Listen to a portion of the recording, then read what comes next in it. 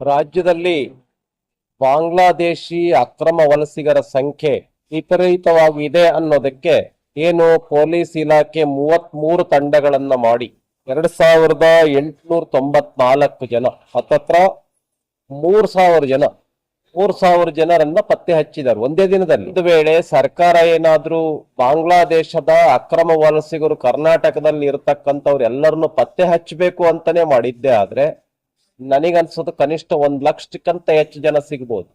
ಆದ್ರೆ ಈ ಸರ್ಕಾರ ಹೆಸರಿಗೆ ಮಾತ್ರ ನಾಟಕೀಯವಾಗಿ ಈ ಒಂದು ನುಸುಳುಕೋರರನ್ನ ಪತ್ತೆ ಹಚ್ಚೋದು. ಕರ್ನಾಟಕ ಸರ್ಕಾರನು ಕೂಡ ಅಕ್ರಮ ವಲಸಿಗರಿಗೆ ಬಾಂಗ್ಲಾದೇಶದವರಿಗೆ ನೆಲೆಯಾಗಿಲ್ಲ, ಅವರಿಗೆ ನಾವಿಲ್ಲಿ ಆಶ್ರಯ ತಾಣವನ್ನಾಗಿ ಮಾಡಿಕೊಟ್ಟಿಲ್ಲ ಅಂತ ಹೇಳೋದಕ್ಕೋಸ್ಕರ ಮಾತ್ರ ಇದನ್ನ ಪತ್ತೆ ಹಚ್ಚತಕ್ಕಂತ ಕೆಲಸವನ್ನ ಮಾಡಬಾರ್ದು. ಅವರನ್ನ ಬಾಂಗ್ಲಾದೇಶಕ್ಕೆ ವಾಪಸ್ ಕಳಿಸೋವರೆಗೂ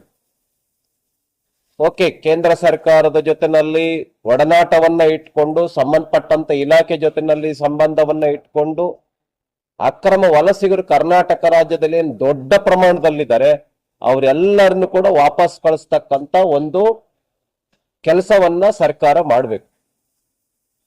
ಇಲ್ಲ ಅಂತ ಹೇಳಿದ್ರೆ ಈ ಒಂದು ಪತ್ತೆ ಹಚ್ಚತಕ್ಕಂತ ಕೆಲಸ ಏನಿದೆ ಇದು ನಾಟಕೀಯವಾಗಿ ಆಯ್ತು ಅಂತ ಅನ್ಸುತ್ತೆ.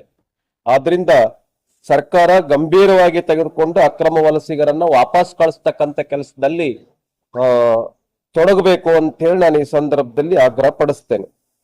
ಜನ ಎಲ್ಲ ಮಾತಾಡ್ಕೊಳ್ತಿದ್ದಾರೆ 80% ಪೇಮೆಂಟ್ ಕೋಟಾದಲ್ಲಿನೇ ಮಂತ್ರಿಗಳಾಗಿದ್ದಾರೆ ಅಂತ. ಹಾಗಾಗಿ ಯಾರ್ಯಾರು ಹೆಚ್ಚೆಚ್ಚು ಪೇಮೆಂಟ್ ಮಾಡಿದ್ದಾರೆ ಅವ್ರ ಮಂತ್ರಿಗಳಾಗಿದ್ದಾರೆ.